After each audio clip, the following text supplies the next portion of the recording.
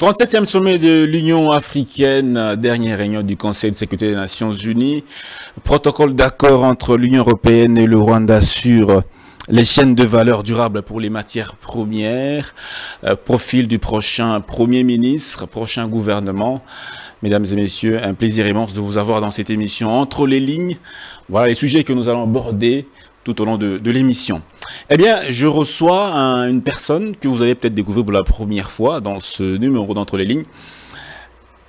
Monsieur Eli Mondonga, il est confrère, il est journaliste, il est surtout président directeur général d'une structure de la place, d'un média, nouveau média qui est en train de prendre de l'envol, Éco Télévision. Eli, c'est un plaisir.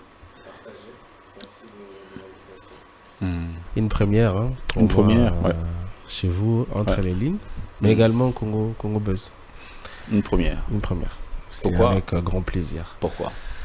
Il faut dire que les confrères que nous sommes, nous n'avons pas l'habitude de nous inviter. Ça, il faut le dire. On a par contre l'habitude d'inviter les autres, souvent des politiques, pour nous qui ont un peu des tribunes politiques. Et en tant que ceux qui reçoivent, il faut avouer qu'on a moins de temps pour parler. Parce que notre travail, c'est plus poser des questions que répondre aux questions. Et là, vous comprenez pourquoi c'est la première fois. On va rentrer dans le vif du sujet rapidement pour répondre aux besoins de nos téléspectateurs qui veulent découvrir ce que vous avez à dire sur ces questions que j'évoquais tantôt. D'abord, cette question, cet accord qui a fait polémique, qui a fait toller sur les réseaux sociaux, même sur la place publique, cet accord, ce protocole d'accord entre l'Union européenne et le Rwanda sur les matières premières, sur donc la gestion de matières premières. Votre première réaction après avoir lu ce document signé par la Commission européenne, comment vous avez réagi? C'est scandaleux. Je trouvais ces protocoles d'accord très scandaleux. Ça, c'est la première réaction. Parce que l'intitulé en soi, soit c'est un gros mensonge, soit c'est un message de menace. Parce que quand on parle de la chaîne des valeurs durables pour les matières premières, alors qu'on nous a appris que le Rwanda n'en avait pas, soit c'est de la menace, soit c'est de la duperie. Mais on ne s'arrête pas à la première réaction. Parce qu'il faut aller, et je suis dans un cadre qu'il faut, il faut lire entre les lignes. Et c'est comme ça que la flagrance de ces protocoles d'accord m'a poussé à passer de l'autre côté pour prendre parole, parce que j'ai essayé d'analyser un peu. Je le vois dans deux angles. Oui. Le premier, soit l'Union européenne aujourd'hui, qui est un peu le vassal des États-Unis, respecte la politique étrangère américaine, qui constitue à travailler avec de petits pays sans aucune ambition de puissance pour déstabiliser les grands pays. Les exemples existent. Je peux vous donner l'exemple de l'Irak. On a déstabilisé l'Irak grâce aux petits voisins. Je peux donner l'exemple de l'Iran. Je peux donner l'exemple de la Russie. Vous vous rappellerez de l'URSS. Les révolutions soviétiques qui rentraient, tous ces pays, la Pologne et tous les autres qui rentraient subitement dans l'ère démocratique. On sait que c'est les États-Unis qui étaient derrière. Soit on respecte ça parce que le Congo a un potentiel de puissance peut-être supérieur même à celui des États-Unis. Et ce potentiel de puissance est extrêmement construit autour de l'industrie minière. Et on doit donc se servir des voisins qui n'ont pas vraiment le choix, hein, comme le Rwanda, l'Ouganda et compagnie, pour appliquer cette politique étrangère américaine. Très bien. Ça, c'est le premier volet. Ouais. Je voudrais vraiment citer les deux volets, et comme ça, vous allez peut-être me relancer. Et le deuxième volet, c'est soit la réponse menaçante des Américains face à cette comment dire, tournure que nous prenons dans nos échanges miniers avec les Chinois et le monde arabe. Parce que aujourd'hui, on doit le savoir, que les entreprises chinoises commencent à passer devant en termes de production minière en République démocratique du Congo, devant les C'est la entreprises. première destination des matières premières de la RDC. Effectivement. À travers le contrat du siècle, Effectivement. donc les matières premières de la RDC vont premièrement En Chine. En Chine, voilà. Et ça tombe, les coïncidences ne sont pas hasardeuses, parce que c'est au moment où nous renégocions les contrats miniers, les contrats chinois, et qu'on a tous lu sur les lignes des journaux, et que ça va plus rapporter à la République démocratique du Congo qu'un protocole d'accord est signé avec les voisins qui nous pillent depuis 28 ans pour la chaîne des valeurs des matières premières. Et on cite ces matières premières que le Rwanda ne possède aucunement. On parle de l'or et des lithium. Moi, j'ai retenu ces deux-là parce que c'est au cœur de la transition économique. Aujourd'hui, le dollar est très menacé. Sa puissance est très menacée parce que vous savez que les pétrodollars bientôt va mourir. Et ça, c'est la révolution que le BRICS a amenée. Et on va retourner à la valeur de l'argent équivalent à l'or. Donc, il faut que les pays mettent la main sur des réserves d'or. Et c'est toute la question, par exemple, autour du conflit du Sahel. Et les lithium, c'est simplement pour la transition énergétique, parce qu'il faut plus de voitures électriques, électroniques, tout ce que vous voulez. Et on a besoin de lithium, on a besoin de cobalt, du coltan également, si je ne me trompe pas, pour ces technologies à venir. Donc vous comprenez que comme les entreprises occidentales commencent à régresser en termes de production minière et que ça va en Chine, pays avec lequel l'Europe et les États-Unis sont en course économique, bah, on choisit le petit voisin qui peut servir de troubles faits, effectivement. Et donc, et moi je pense beaucoup plus, je donne pas de réponse exacte, je donne des scénarios. Je pense beaucoup plus au deuxième scénario, qui est le scénario de la menace. Et dommage parce que c'est le Rwanda qui accepte de jouer le garçon de course, et pour des sales courses en plus. Pour des sales courses. Vous avez dit qu'au Rwanda, il n'y a pas d'étain, il n'y a pas de coltan. Il n'y a pas d'étain, il n'y a pas de il n'y a pas d'or. Il n'y a pas d'or. Moi, quand on nous apprenait la géographie, on disait que le Rwanda n'avait que une fleur rare comme richesse. Donc, si cet accord... Vos sources qu'au Rwanda, il n'y a pas de matière première, c'est quoi exactement? C'est des cours de géographie qu'on nous a fait à l'école. C'est à l'école qu'on nous a appris les pays africains. Moi, je me rappelle, à mon époque, j'avais un livre, ça s'appelait « Le monde dans ma poche », où on reprenait les pays, les capitales de pays, leur superficie et leurs richesses stratégiques. Vous pouvez retrouver cet ouvrage-là. Il n'y a pas de lithium au Rwanda. Je ne connais pas un territoire rwandais où il y a possibilité de produire le lithium. Il n'y a pas d'or. Il n'y a pas d'or non plus. Il n'y a pas d'or au Rwanda. Sauf si on va dans la thèse de Cohen, où dans des officines américaines se trouverait une carte de la République rwandaise, permettez-moi de l'appeler comme ça, où serait annexé le Kivu. Parce que ça aussi, ça se dit. Je n'affirme pas. Ce n'est que dans cette logique-là que cet accord peut se comprendre. Ça veut dire que les Européens considéraient que le Rwanda, c'est la géographie actuelle ajoutée au Kivu. Parce que si on ajoute les Kivu au Rwanda, on peut justifier cet accord. Si on enlève les Kivu au Rwanda, ça n'a aucun sens. Il n'y a pas de coltan non plus. Non. Où est-ce que vous trouverez ça? Et puis ils vont loin. Ça veut dire qu'il y aura de la raffinerie, de tout ça. Il y aura de la production. D'où vient le coltan raffiné? D'où vient l'or raffiné du Rwanda qui est exporté à travers le monde, à travers les Émirats notamment? D'où vient ce coltan, cet or et toutes ces matières premières qui sont vendues à travers le monde par le Rwanda? Ça vient de la République démocratique du Congo. Et ça, ce n'est un secret pour personne. Combien de fois on a attrapé des organisations internationales que je ne citerai pas en flagrance avec les transports des matières premières? C'est ça même les nerfs de la guerre que nous subissons. Ça fait 28 ans qu'on nous attaque un peu gratuitement parce qu'il faut absolument piller les sols du Kivu. Et c'est les sols du Kivu qui produisent tout ça. Donc il faut comprendre que ces protocoles d'accord de l'Union européenne est un message le jour, comme pour dire que les raisons hégémoniques sont au-delà des raisons juridiques et des raisons humanitaires. Très bien. Ce protocole d'accord renseigne également qu'il y aura contrôle de la provenance des matières premières jusqu'à leur exportation et à leur transformation finale. Le contrôle se fera sur la traçabilité, l'origine et la destination. Est-ce que ce n'est pas une façon de sécuriser un peu ce vol de matières premières que vous dénoncez de la RDC?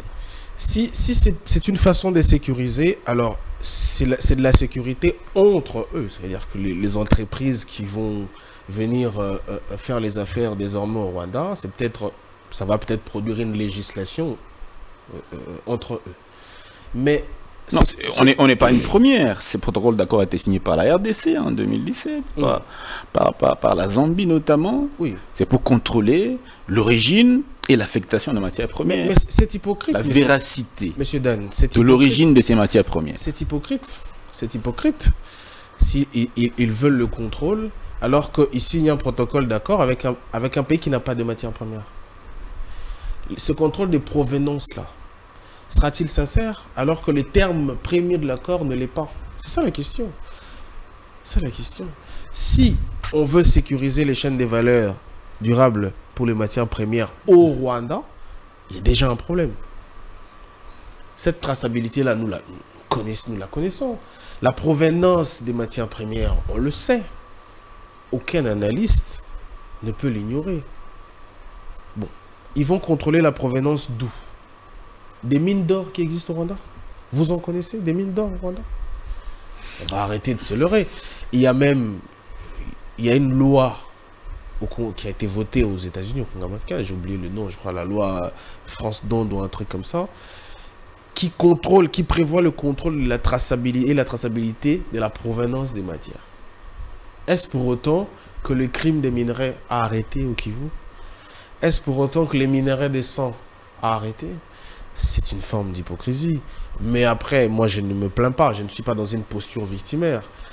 J'ai tendance à dire que les relations entre États sont un peu faites de la force, où le droit est plutôt un argument pour défendre son point de vue essentiellement, où la justice n'a pas les mêmes sens que nous la définissons comme pilier qui élève une nation, où la justice, c'est plutôt la capacité de faire accepter son point de vue. Et ça se comprend dans cet ordre-là. Mais qu'on ne vienne pas nous vendre ici que l'on va sécuriser, l'on va vérifier la traçabilité. Vérifier la traçabilité qui commence déjà. Si c'était le cas, il devrait sanctionner le Rwanda qui est aujourd'hui fournisseur des matières premières. Vous le dites pince sans rire qu'au Rwanda, il n'y a pas de matières premières. Non, je le dis sans rire. Il n'y a pas de matières premières. Très bien. Sauf si les matières premières peuvent pousser, j'ai pas encore la trentaine, au bout de 30 ans, parce que moi j'ai appris qu'il n'y a pas de matières premières. Très bien. Alors, on va avancer, toujours dans le même ordre d'idée. Pourquoi, quand l'Union européenne a signé ce protocole d'accord avec la Zambie, un État voisin, pour la protection durable de ces matières premières, on ne nous sommes pas plaints? Il n'y a que le Rwanda qui nous fait réagir. Pourquoi? C'est particulier parce que j'aurais bien pu revenir à l'histoire pour expliquer pourquoi est-ce que le Rwanda et l'Ouganda, c'est inquiétant. Parce que à la fin des années 80, quand tous les stratèges du monde ont compris que l'URSS va exploser, les États-Unis, l'Occident, l'OTAN en gros, a commencé à s'installer en Afrique. Il s'était déjà installé depuis les années 60. Vous vous rappellerez de ce que nous on a vécu, de ce que l'Angola a vécu, de ce que le Congo-Brazzaville a vécu. Les conséquences de la guerre froide. Ils vont se réinstaller dans les années 90. Mais comment est-ce qu'ils procèdent? Ils vont, comme je vous ai dit, dans la logique de la politique étrangère, utiliser les petits États pour déstabiliser la région. Et deux États principaux, l'Ouganda et le Rwanda. Où en Ouganda, le président Museveni devient président de la République en 86, avec un projet politique connu qu'il a défendu scientifiquement. Ceux qui s'intéressent à l'histoire de l'Afrique centrale le connaissent. Et après, je crois, 10 ans ou 8 ans après, Un autre va venir, c'est Kagame. Et on connaît exactement les relations de Kagame avec, les États-Unis, où il a été formé, où ses enfants ont étudié, où il a été ami des anciens présidents. Et la logique, c'est pouvoir contrôler la sous-région des Grands Lacs avec ces deux pays-là comme un peu des sous-traités. C'est comme ça que ça m'alerte personnellement quand il s'agit du Rwanda. Ça, c'est le premier élément. Le deuxième élément, ça m'alerte personnellement quand il s'agit du Rwanda, parce que le Rwanda est en guerre d'agression avec nous depuis 28 ans.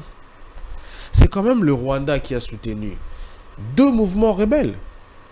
En 97, disons pas que le AFDEL, c'est un mouvement rebelle pour ne pas énerver certains esprits, mais c'est le Rwanda et l'Ouganda qui ont soutenu l'AFDEL en 97.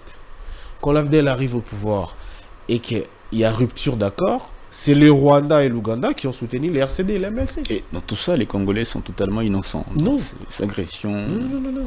Je ne dis pas ça. Territoire congolais. Je ne dis pas ça.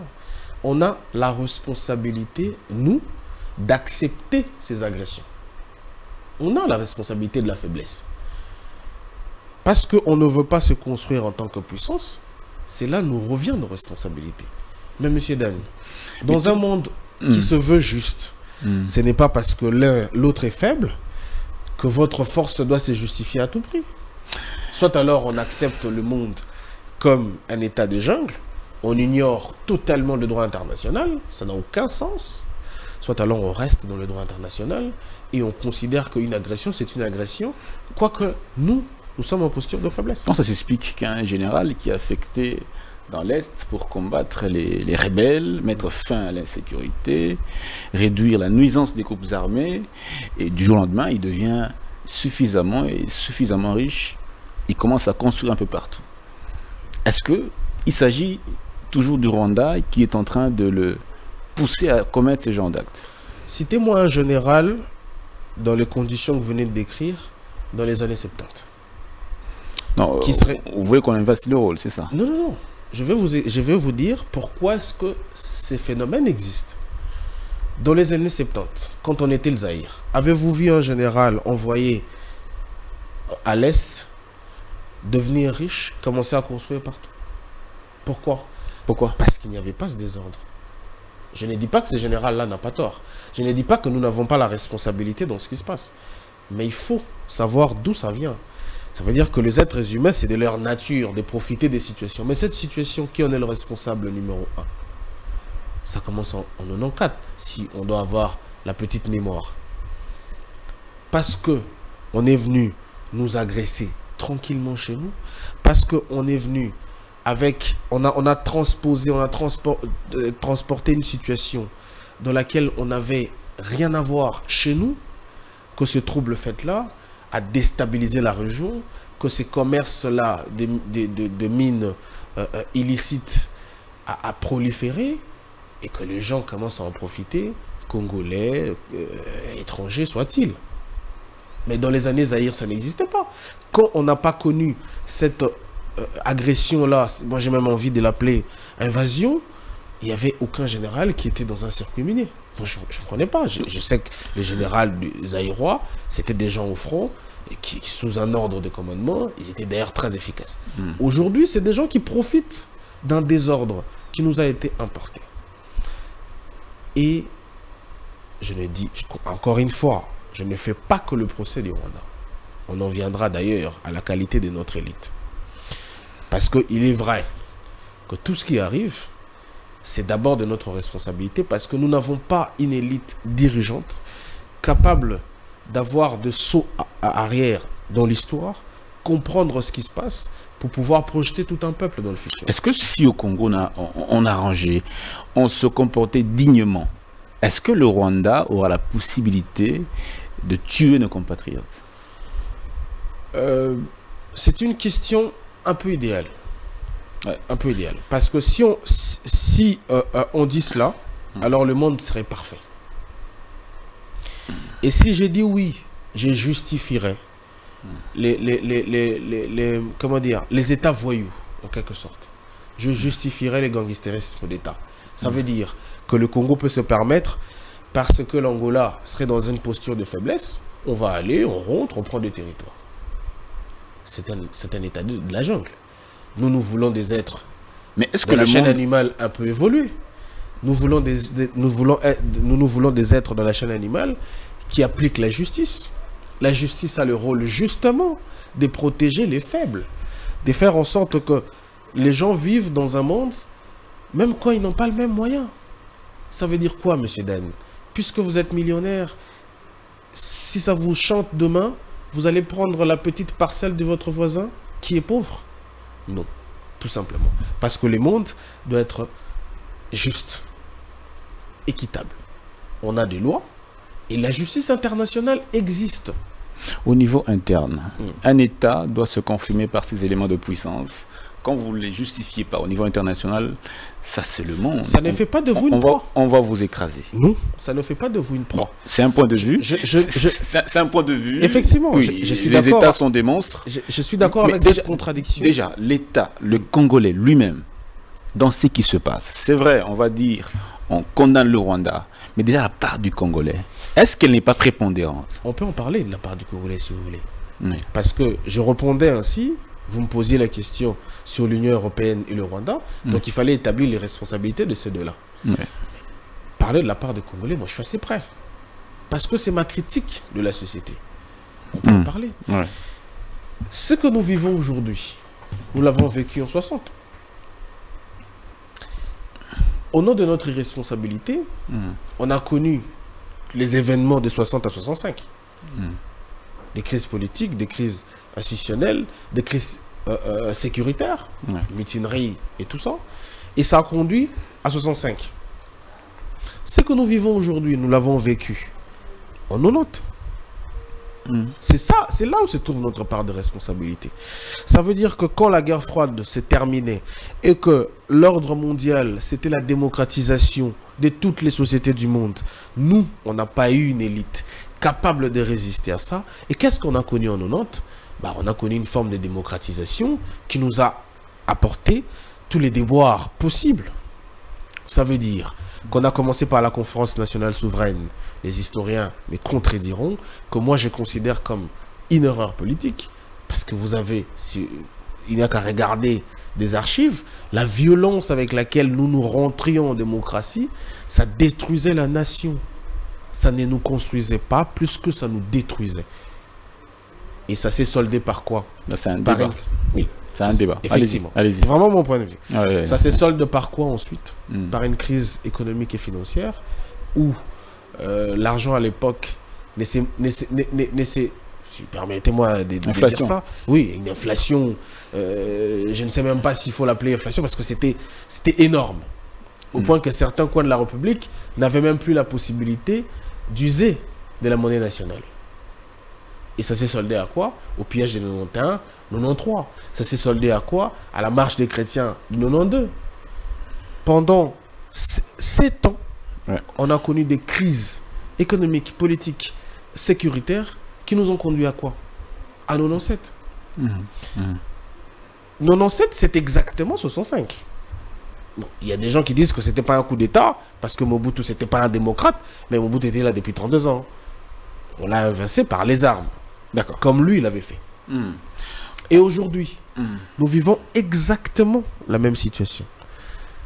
Crise financière, on a une inflation. Depuis 2016 jusqu'à 2003, ça fait même pas encore 10 ans, mais nous sommes passés des 930 francs le dollar à 2800 le dollar. L'inflation est énorme. Comme ça l'était dans les années 90. D'accord. Aujourd'hui, on vit les mêmes crises sécuritaires.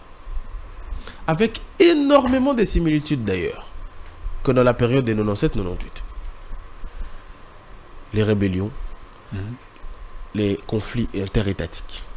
Parce qu'il faut se le dire, l'armée ougandaise, pas plus tard qu'il y a quelques jours, était en Ituri, à la recherche, entre guillemets, de rebelles contre l'État ougandais. L'armée rwandaise qui est ici, depuis des années d'ailleurs, à la recherche des anciens génocidaires, derrière les M23. L'armée burundaise qui est ici. Là, maintenant, là, c'est l'armée sud-africaine. C'est exactement les événements de 98. Ça, c'est... Et notre responsabilité... Ça, c'est du point de vue, peut-être plus ou moins, il serait avec quelques nuances près, oui. Mais il faudra que, en tout ça, qu'on essaye, en tant que Congolais, essayer de réfléchir, voir dans quelle mesure nous, Congolais, nous devons nous prendre en charge, comme le disait Laurent Désiré Kabila, pour justement juguler la crise. Ça, c'est aussi important. Je suis d'accord avec vous. C'est comme ça que ma critique se porte au niveau de notre incapacité d'avoir de la mémoire longue. Parce que la description que je vous fais, on dit les mêmes faits produisent, les mêmes causes produisent les mêmes faits.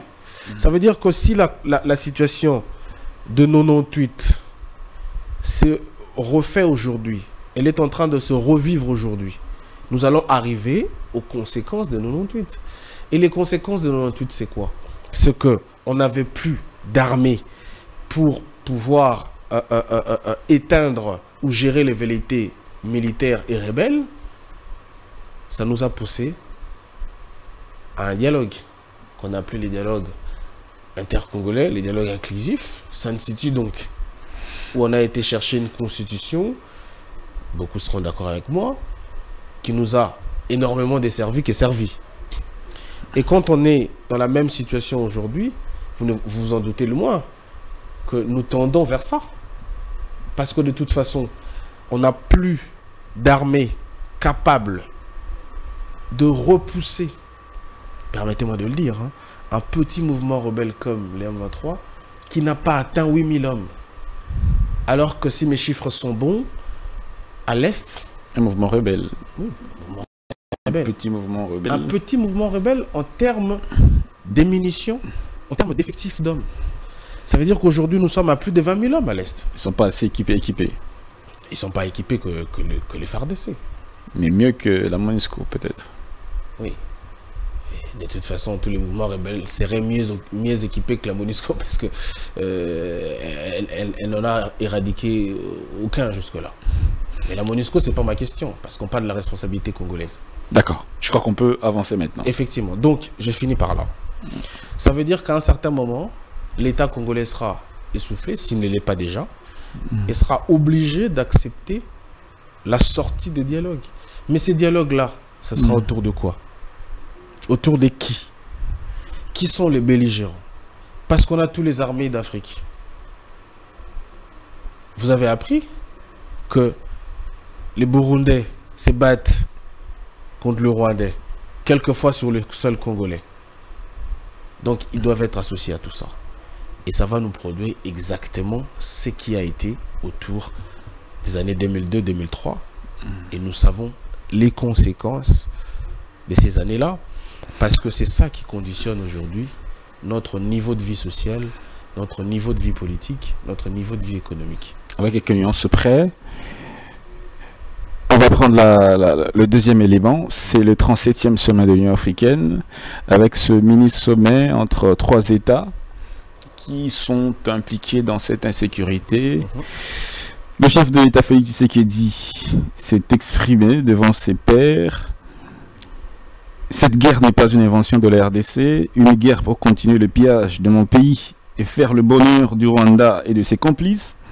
On ne peut pas prétendre devenir protecteur d'une communauté ou d'un pays voisin. On ne va jamais négocier avec les M23. Je veux la paix, mais à n'importe quel prix.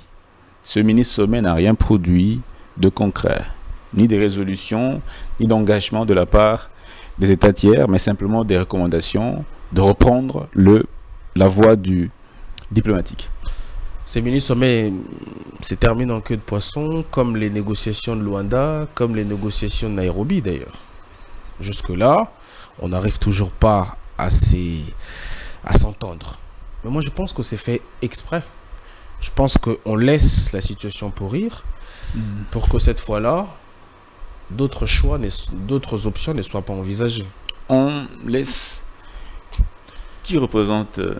qui sont ceux qui laissent la situation? Il y a évidemment des commanditeurs de cette crise. Elle ne s'est fait pas toute seule. Il y en a qui tirent des ficelles. Il y en a à qui ça profite. Et ces gens-là, contrairement à nous, je suis d'accord avec vous là-dessus, passe du temps à réfléchir stratégiquement. Quand nous, on passe du temps à ne rien faire, à réfléchir positionnement politique. C'est ça notre faiblesse. Mais quel est votre avis par rapport à la posture de la RDC, la posture exprimée par le président Tshisekedi? C'est une posture de faiblesse, permettez-moi de vous le dire. C'est une posture de faiblesse et c'est bien fait pour ceux qui nous agressent.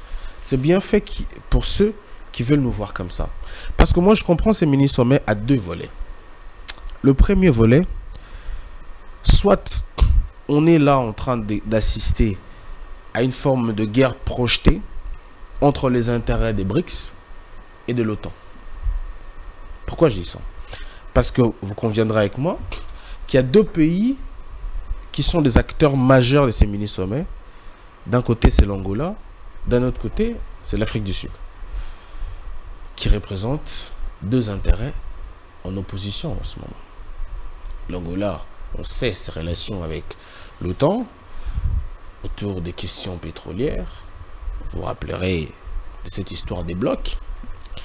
Et l'Afrique du Sud aujourd'hui, qui se démarque en tant que puissance à devenir, puissance africaine à devenir, et qui est un pays membre fondateur même des BRICS. Les BRICS, on sait, c'est les Chinois, c'est les Russes, c'est les Indiens. Tout ce qui représente des intérêts économiques en opposition avec l'OTAN. Soit ces mini-sommets n'a pas abouti parce que il y a cet affrontement-là. Chacun veut voir son association ou son organisation récupérer, tirer la RDC vers lui et que ça n'a pas marché. Vous avez d'ailleurs suivi que le président angolais avait dit qu'il va continuer en aparté les négociations. Ça ne s'est pas arrêté là. Au niveau des États partenaires traditionnels de la RDC, la France, les États-Unis notamment, ils tiennent ce discours. Le Rwanda doit arrêter de soutenir les M23. La RDC doit cesser de soutenir les FDLR et de combattre côté des FDLR génocidaires qui veulent renverser le régime de Kigali. Déjà que est-ce qu'ils ne sont pas... Comment comprenez-vous ce discours? Votre lapsus non, est révélateur. Non, ce discours. Comment comprenez-vous ce discours? Non, mais votre lapsus est révélateur parce que évidemment que c'est du double discours. Évidemment que c'est du double discours. Si nous on soutenait les génocidaires, il y aurait un génocide bis au Rwanda. On sait que c'est un argument qui flatte énormément la culture européenne, occidentale, parce que le Rwanda était victime d'un génocide, c'est devenu un fonds de commerce. Mais qui nous ont amené ces génocidaires ici? C'est l'opération turquoise. Il faut le rappeler aux Français quand même. C'est eux qui ont amené ces gens-là. C'est quand même eux. Donc s'il y a une responsabilité de ceux qui doivent venir le prendre, faisons une opération turquoise 2. On va venir récupérer tous ces gens-là, on les ramène chez eux. Qu'est-ce que nous, on a à faire dedans? Combien d'opérations communes avec l'armée rwandaise a-t-on prises en République démocratique du Congo pour traquer les FDLR? Combien de fois? Qu'est-ce qu'on n'a pas dit des Kabila parce qu'ils faisaient des opérations communes avec l'armée rwandaise pour traquer les FDLR? Dire quand ils disent que le Rwanda doit arrêter de soutenir les rebelles, c'est une vérité ou pas? Oui, mais la réponse du Rwanda, c'est quoi? Les petits Rwandais, très arrogants, qui dit ne pas suivre les lignes, la demande des États-Unis. Et une Amérique qui se tue. C'est du double discours, tout simplement. Et ça m'intéresse moins, parce que tout le monde sait qu'on est dans un jeu d'échecs, et personne n'osera dire clairement ce que les gens pensent. Ça, c'est le premier élément, donc je disais, soit on est en train de vivre une guerre projetée entre l'OTAN et BRICS. Et d'ailleurs, il y en a qui pensent que s'il y a des négociations à faire, faisons-le avec l'OTAN. Deuxième aspect, soit on s'est fait piéger par, j'aime pas trop cette hypothèse, mais je dois le dire, par la frange africaine anglo-saxonne. Pourquoi?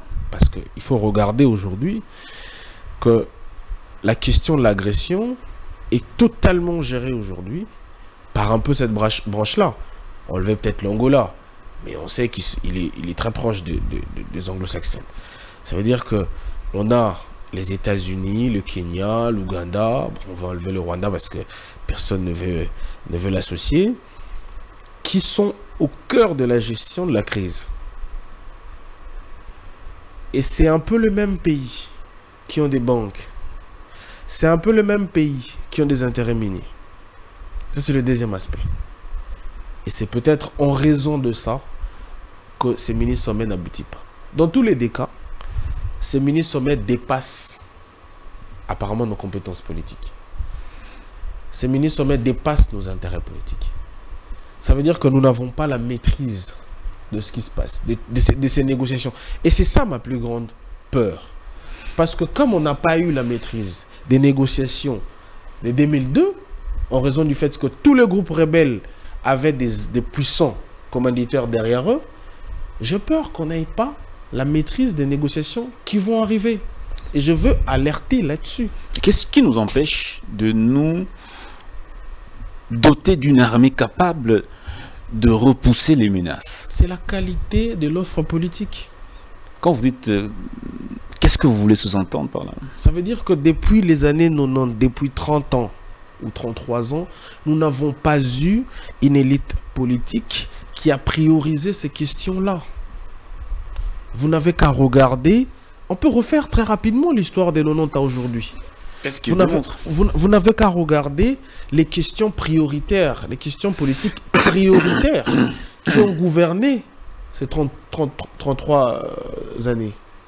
Si ce n'est pas de la crise sécuritaire, c'est de la crise politique. Depuis 2006, on vit une situation extraordinaire, avec laquelle on vit d'ailleurs, la crise des légitimités à chaque élection. Chaque élection produit un président illégitime. Ça nous fait, non mais c'est comme ça, ça nous fait rentrer dans des discussions sans fin politiques. Ça alimente des débats médiatiques. Je suis tout à fait d'accord que notre profession vit, mais c'est dans le mauvais angle. Donc aujourd'hui, on est dans une répétition de l'histoire, avec cette que vous appelez illégitimité des institutions que nous avons connue à l'époque. Nous le vivons aujourd'hui, c'est parmi les causes de ce que nous vivons dans notre partie est. Et effectivement. Effectivement. Donc, si on règle la question politique, il y a des chances que la question sécuritaire se règle aussi. Bien sûr, parce que la question politique, c'est la question mère. La politique, c'est le domaine de l'organisation de tous les autres domaines de la vie. On ne peut pas vouloir construire une nation sans régler la question politique. Et vous allez voir que l'histoire des 63 ans de notre pays est une histoire de défaillance politique. Et il y a un élément très important qui est dangereux. C'est que en 2003, ce qui facilite les dialogues intercongolais, c'est l'envie des nouveaux acteurs à rentrer dans la scène. En 2003. En 2003. L'envie des nouveaux acteurs à rentrer dans la scène. Et on est exactement aujourd'hui, on a la même envie parce que le dialogue intercongolais peut permettre justement le débat de la transition vers la 4e République. Et tout le monde adore ces débats, y compris les jeunes qui arrivent. Vous voyez que nous sommes quand même dans une forme de transition générationnelle entre ceux qui ont commencé la politique avec la Conférence nationale souveraine, qui sont pratiquement aux dernières élections. 2028, ça va être peut-être la dernière élection présidentielle de beaucoup, et des jeunes qui émergent, qui veulent absolument rentrer en politique et qui ont envie de tout changer. Quel est le moment opportun pour que cette transition-là s'efface? C'est un dialogue. Simplement, ces dialogues-là, les formats qui arrivent, c'est pas le bon format. Parce que ça sera un dialogue des belligérants, ça sera un dialogue de la crise. Et les dialogues de la crise, c'est un dialogue d'immédiateté. Le dialogue de 2002 en Afrique du Sud, c'est un dialogue où on a vu les opérateurs politiques, les groupes armés, tous autour d'une table, discutant de l'avenir du Congo. Vous voyez aujourd'hui un dialogue sous ce format-là, groupes armés, acteurs politiques, discutant de l'avenir du Congo. Effectivement. Sinon, comment on va finir la question de la crise sécuritaire au Congo? Voilà qui me ramène à la dernière question sur cette thématique, avant qu'on prenne la dernière, parce que le temps file. Proposer pour que nous ne subissions pas les erreurs du passé. Proposer pour que nous sortions définitivement de ce cercle que vous décrivez. J'avoue que je n'ai pas... D'abord, c'est pas vraiment mon rôle d'avoir une proposition politique. Je ne fais pas de la politique active. Mon rôle, c'est plutôt de mettre les éléments côte à côte pour permettre à l'élite politique, elle, par contre, d'avoir un regard autre que le regard qu'on a maintenant et de trouver la solution adéquate. J'ai pas la prétention... En tant que citoyen congolais, oui, soucieux de l'amélioration des conditions de vie de ses concitoyens qui meurent depuis bientôt 30 ans, de proposer. Si tout citoyen congolais devrait tout faire par besoin d'amélioration de la vie sociale, on serait dans une anarchie terrible. Non, non. Donc que chacun fasse... En termes d'idées, que chacun fasse... C'est pas interdit. En termes d'idées. Je suis d'accord, mais que chacun fasse le job pour lequel... comprenez ce que je veux dire. Donc, je n'ai pas de proposition. Mais moi, avant d'en arriver à la proposition, il faut qu'on comprenne la situation. Et mon rôle, c'est à ces niveaux-là. J'alerte pour qu'on comprenne la situation. Parce que il y a un aspect que les gens ne savent pas beaucoup, parce que ce n'est pas beaucoup dit. Les dialogues, comme nous l'avons vécu en 2002, comme nous pourrons le vivre dans les jours à venir, au-delà de l'aspect politique, a un aspect économique. Et généralement, c'est autour de la guerre minière. Très bien. Parce qu'en 2002, on arrive à la fin, permettez-moi de le dire, en 2002, l'essentiel de nos contrats miniers aujourd'hui ont été signés entre 2002 et 2003. Pendant le moment où nous dialoguons... Le code minier a été révisé un peu plus tard. Combien d'années plus tard? 2018. Voilà, exactement. Exactement. Et le code minier, c'est de 2002 aussi. 2002, révisé, avant le départ du président. Pendant que nous négocions, pendant que nous n'avions quasiment pas d'État, on négociait également d'un côté comment est-ce qu'on va vendre nos minerais, comment est-ce qu'on va les produire, comment. Et nous tendons vers la même situation qu'en 98. Ça veut dire que si ça continue comme ça, les pays peuvent risquer d'être pris de gauche à droite par différents mouvements rebelles, surtout qu'en ce moment, les velléités sécuritaires se globalisent un peu. Et l'enjeu, c'est que nous avons changé de partenaires en termes d'échanges miniers. Et aujourd'hui, ces partenaires-là ont besoin de renégocier les contrats miniers. Et quelle est la meilleure façon pour eux de renégocier ces contrats miniers pour plus gagner? Il faut mettre les pays dans un état d'ingouvernabilité pour que ces types de tentatives-là, des solutions, viennent. Et pendant que nous allons nous concentrer sur des problèmes sécuritaires et politiques, on va négocier les contrats miniers. On va peut-être réviser les codes miniers, on va réviser tout ce qui est comme législation. Ça se négocie déjà. Voilà. Déjà le contrat chinois, le plus grand, parmi les plus grands contrats du pays, est déjà renégocié. Voilà. Et nos matières premières, principalement, vont en Chine. Et moi, j'alerte là-dessus. Parce que... Voilà, je crois qu'on va avancer. Voilà. On doit avancer. Allons-y.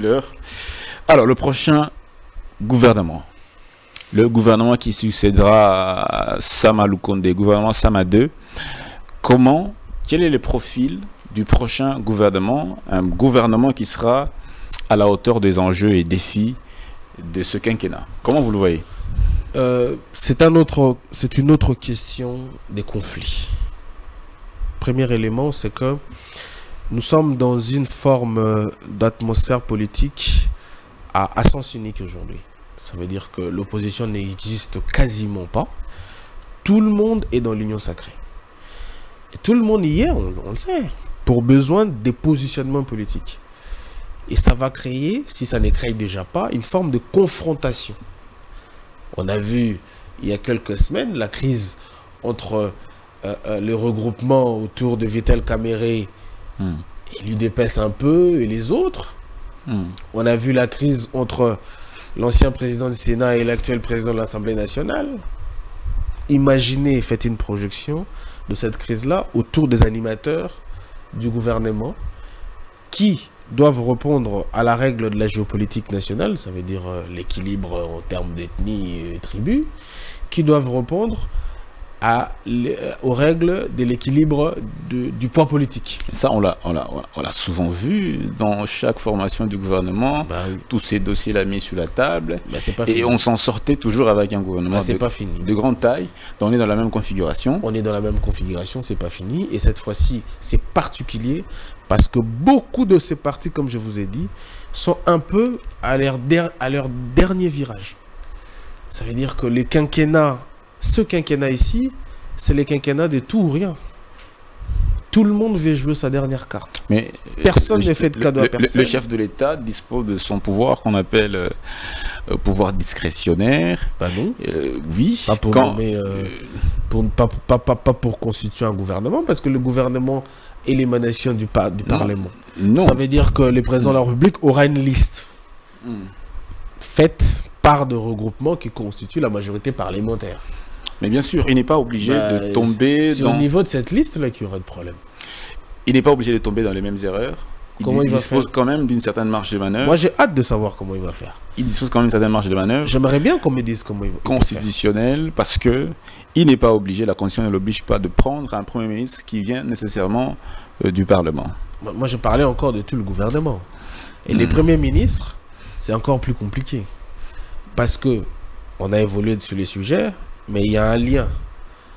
Le nouveau Premier ministre a un rôle à jouer dans ce qui se passe. Qu'est-ce qui se passe dans quoi? Dans les questions sécuritaires que nous vivons et dans cette forme de poussée vers le dialogue pour des besoins de renégociation de tous les contrats miniers vers laquelle nous allons. Et le Premier ministre aura un rôle. Ça veut dire qu'au-delà de nos petites guéguerres intestines politiques, il y a l'œil de l'extérieur. Parce qu'il va falloir prendre quelqu'un qui a un regard vers l'Occident en termes des capacités de développement. Et vous savez que pour contrôler quelqu'un, il faut souvent prendre celui qui est faible. Vous comprenez ce que je veux dire? Donc, il est fort probable que le Premier ministre soit quelqu'un qui n'a aucun poids politique, qui correspond à un critère ethnique qui respecterait la géopolitique. Vous voyez ce que je veux dire? Ça veut dire que les Katangais venaient d'être là. Ça pourrait peut-être convenir comme étant un Kivousien, peut-être dans un format de grand Kivu. Quelqu'un qui n'a aucun poids politique et qui ne sera redevable qu'à ceux qui l'ont imposé là. Et il va avoir un rôle, comme je dis, autour de ces questions-là, des négociations, parce que la priorité de l'Occident, dans cette forme de nouvelle guerre froide vers laquelle nous allons, c'est de contrôler les sous-sols, notamment congolais, parce que vous savez que quand on contrôle les sous-sols congolais, on contrôle la sous-région du Grand Lac. Surtout qui sont en mauvais positionnement aujourd'hui au Sahel, qui est une réserve importante en Afrique en termes de sous-sol. Et s'ils perdent le Sahel et ils perdent la République démocratique du Congo, nous connaissons donc la prochaine puissance mondiale, ça sera la puissance qui va contrôler le Sahel, qui va contrôler la République démocratique du Congo. Donc le Premier ministre, ça va être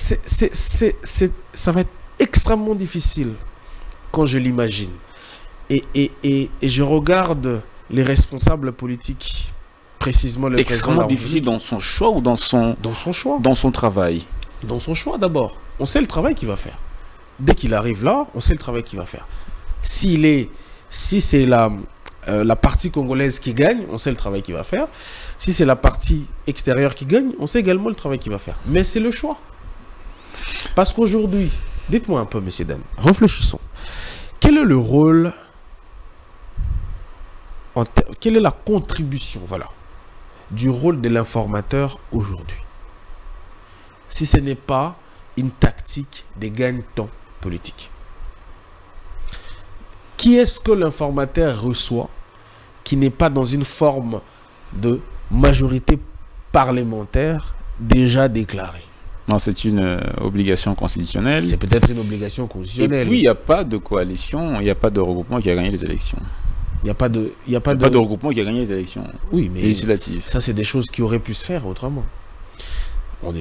Moi, je fais de l'analyse politique. Permettez que je réfléchisse aussi sur ce qui n'est pas toujours visible. Donc, c'est une forme de gagne-temps. Quand on gagne du temps en politique, généralement, c'est parce qu'on est face au dilemme. On est face... Lequel des dilemmes? Je venais de vous le dire.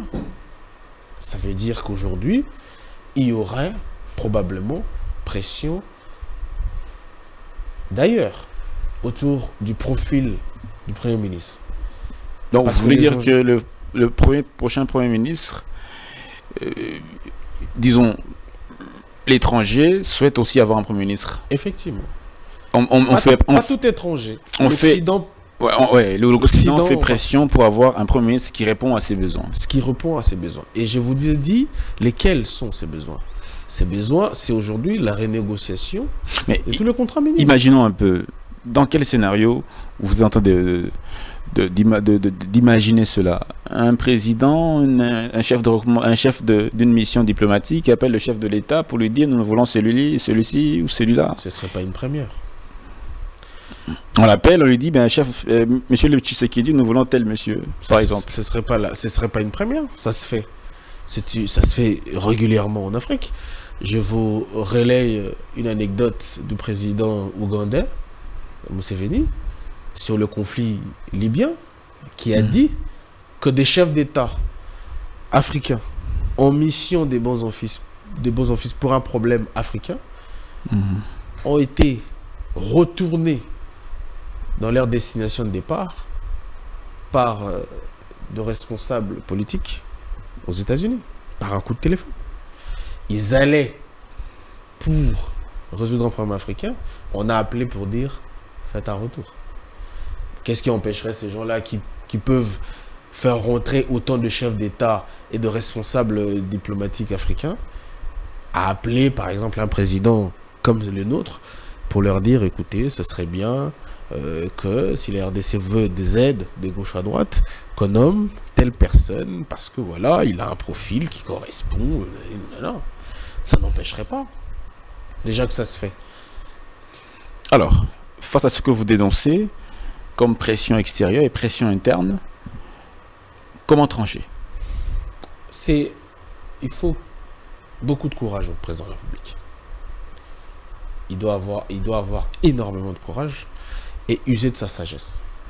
Parce que l'avenir de nos 30 prochaines années dépend énormément du virage qu'on est en train de prendre aujourd'hui.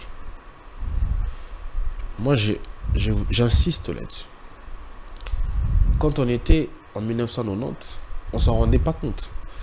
Mais c'est les événements de 1990 qui font le quotidien d'aujourd'hui. Et nous sommes pratiquement, je vous ai démontré ici, dans le même cas de figure. Donc, et c'est lui qui se retrouve là. Il doit prendre la chose à sa juste mesure. Avoir un regard sur l'histoire. Avoir beaucoup de courage. Beaucoup de courage. Ne pas avoir peur de la crise. Quelquefois, la crise, c'est aussi une solution. Prendre des décisions extrêmement courageuses qui peut-être feront mal, un peu comme le pansement d'une plaie, mais qui pourront permettre que nos enfants qui vont venir dans les 30 années vivent dans un Congo on ne peut plus meilleur.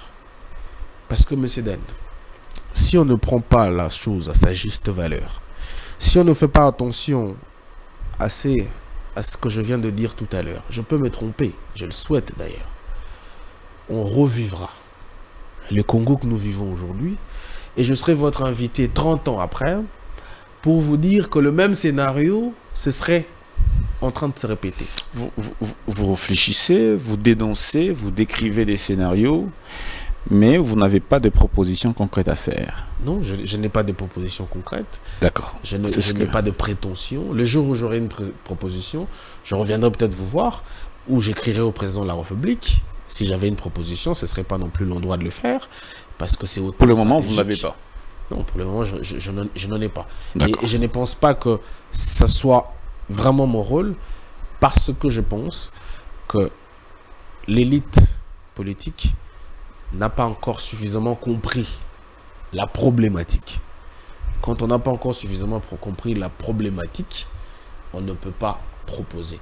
Il faille donc que nous comprenions la problématique, que nous comprenions que le Congo est une forme d'éternel recommencement historique. Ce qu'on a vécu en 60, on l'a vécu en 90. Ce qu'on a vécu en 90, on est en train de le vivre aujourd'hui. Et, je répète, les mêmes causes produisent les mêmes effets. On va se retrouver quelques années ici à faire les mêmes erreurs. Et comme je vous ai dit, 30 ans après, on aura encore cette émission et je vous le dirai que je vous avais dit. Est-ce que le Congo, comme le pensent certains, risque de disparaître si on n'y prend pas garde, si on ne corrige pas les erreurs qui sont en train de nous déranger depuis l'accession à l'indépendance jusqu'à aujourd'hui? Est-ce que le Congo peut disparaître, comme on l'a vu avec d'autres États à travers le monde, des États qui ont existé, qui ont fait la pluie et le beau temps, qui ont fleuri, et après un moment, ces États ont fané et ont disparu? Est-ce que le Congo risque de disparaître? Je ne crois pas à la thèse de balkanisation. Je n'y crois pas. Simplement parce que beaucoup d'éléments... Bien que les velléités... Oui, les velléités existent. Les velléités existent. Mais je ne crois pas qu'il existe de gens qui aient vraiment l'intention de balkaniser le Congo. Parce que le monde bouge à une vitesse qui est très peu contrôlable aujourd'hui. Et il est beaucoup plus difficile de gérer un Congo émietté que de gérer un Congo un. Mais je pense par contre que si on ne fait pas attention, nous vivrons à genoux pendant très très longtemps. Parce qu'un Congo en entier, essentiellement contrôlé, est un Congo beaucoup plus bénéfique qu'un Congo éclaté.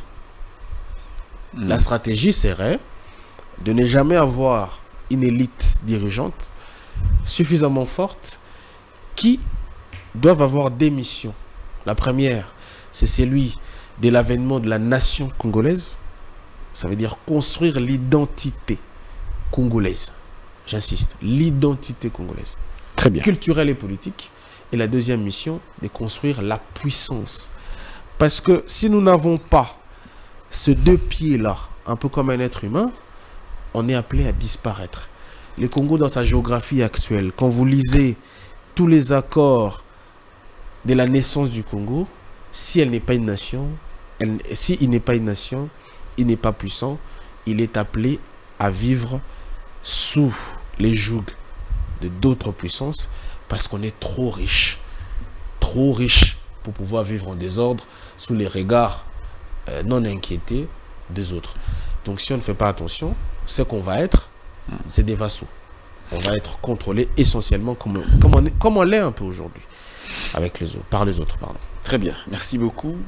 Je pense qu'on a épousé toutes nos minutes. On doit clore l'émission.